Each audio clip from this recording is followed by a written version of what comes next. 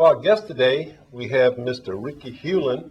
He is with the U.S. Department of Agriculture as well, and he's the construction analyst, and is here today to share with us information just exactly what he does. How you doing, How sir? you doing, my son? Good, good. Okay.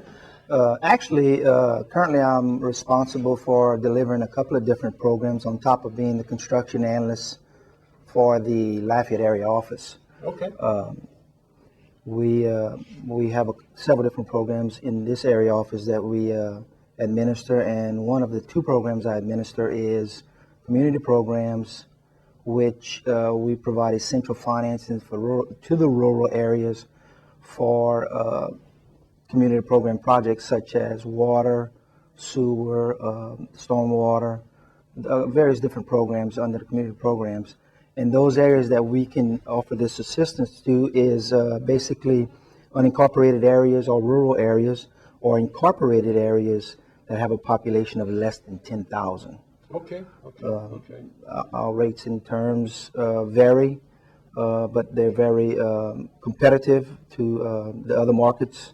Okay. And So really, whenever you're doing this, you're a construction analyst, I'm sure you're working with contractors? yes, Okay. but I'm also responsible to deliver the program through loan making also. Okay. I currently wear two hats, which construction was one of my main functions at one time. Now I'm actually doing loan making. Okay, so like when Mr. Hawkins want to get involved in a big project, he would contact you and say, look, this is what's going on, get with this contractor, and between the three of you, or just the two of you, between you and the contractor, you guys can really sit down there. Right, we play a role once the project's bid, in accordance to the public bid law and our regulations, and then I'll play a role as the construction analyst. But prior to that, I'll assist the applicant, which may be a municipality, district, Indian tribe, or a nonprofit, not-for-profit, in putting the application together and submitting it, and then we'll fund it. Once it's funded, it'll go into what we call planning and developing, and then at that point in time, once they get our approval, they put it out for public bids. Okay. So what would be the steps that you would take in order for you from beginning to end, as to say, working with the contractor? I mean, by knowing the process, to get a feel for what you have to go through in order to make things happen. I guess the initial step is for the applicant to come in and do what we call a pre-application.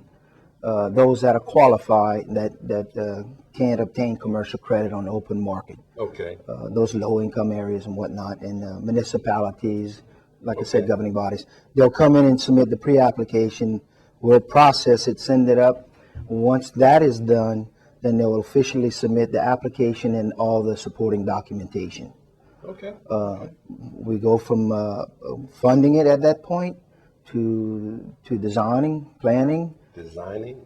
The applicant will obtain an engineer of choice, and that engineer will design it and plan it out, and they'll get our approval, and once approved, then we authorize them to go out for bids. Okay. Well, in that case, then I get a sense that you're working with the engineer to let him know exactly what criteria he has to meet.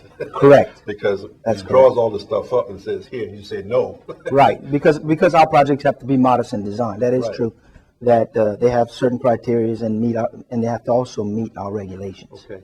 Now, when you get involved with the construction side or with a project, how large a project have you guys been involved with?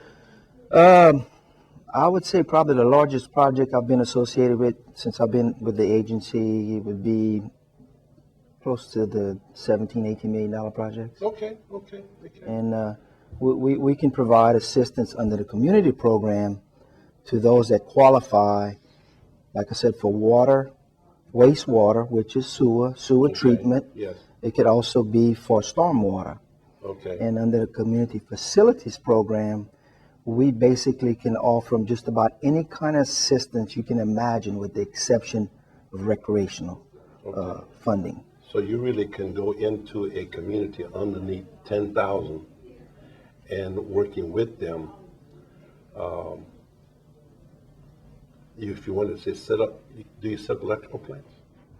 We do have an electrical program Okay, so I'm saying you can, for co-ops, you yes. can set up from, you can meet their needs. In other Right, words. basically we can meet all their needs with the exception of recreational. Right, right. There's two criterias. There's the community programs and the community facility programs. The community programs is 10,000 population and less in incorporated areas, and community facilities is 20,000 population and less. Okay. So they have two different thresholds. Under the community facilities, we can do everything with the exception of water, wastewater, and stormwater. Okay, but the other side, you can do it all. Pretty much. Like Mr. Hawkins says, from the ground to a town. Yeah, More or less. So you operate really around the state as well.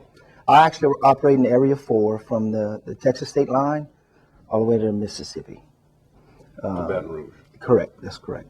Alexandria, no? Or No, just- Alexandria is a different district. We have Okay. 4 districts in the state of Louisiana, and we're District 3 here in Okay, Lafayette. so your district covers from Texas border That's correct. to Baton Rouge, More or down less. to Houma. Just this side of Morgan just City, up Morgan City. and then we go as far north as Boulevard Parish. Oh, okay, okay.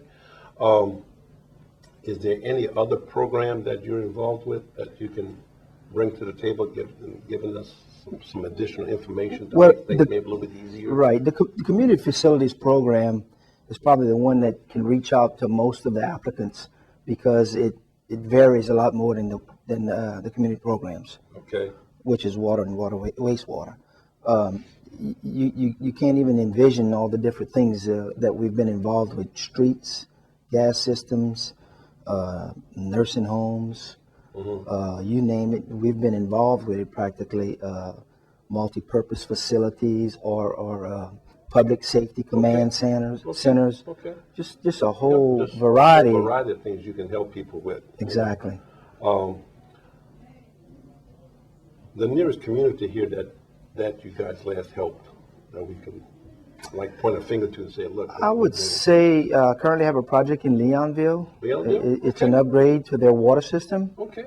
It's aged, and they're trying to get a little bit more capacity, because of the growth they're experiencing around the area, not just Leon itself, Yeah. Leonville, but the outer extremities. And then I guess we have a project in Vermilion Parish where we getting ready to crank off, and with this phase, which is phase 6, serving the rural communities of Vermilion Parish, they're going to be right about 7,000 customers. Okay. Serving with the water system. Well, the reason why I was asking that gives some people some idea of just exactly what you're involved in the cities that we all know. Right. And because I'm sure we have relatives in various parts of the state. That's correct. As well as the region here that will be affected by what you guys do. Correct. There's not many areas we haven't touched other than your metropolitan areas that don't qualify under the population criteria. Yeah. Well, I'll tell you one thing. I'm hoping that we can continue to work along with you because I want to partner with you because for us, I'm also involved with the Southwest Louisiana Business Development Center that we're involved in helping businesses as well as maybe doing some other things outside of rural areas and kind of development. And maybe we can, partner with you guys some kind of way because sometimes maybe we may not be in a position to do the whole thing. Correct. But We've done some joint funding with other agencies, and we also provide funding for some small communities that want to bring in business but don't possibly have all the utilities available, so they have to expand. A lot of times they'll come to us and ask the agency if we can offer some assistance to expand outside the area to entertain. So what you're saying really is, like for instance, someone in that community knows of a business that they can talk to, and the business might be willing to move there. And even though you don't quite have the facilities that will accommodate them, Correct. that they can get involved with you and with the contract and with the business to let them know that, hey, this is a viable program that you're willing to be involved with. Right. And therefore, we can make things happen for the small community. Correct. The utility companies in that area, in particular if they're nonprofit or the municipality that wants to serve these utilities, bring jobs to the community and get the business there, we offer them assistance to get their utilities to them Yeah, or whatever infrastructure they need to be able to operate. because I do know right now, we need jobs.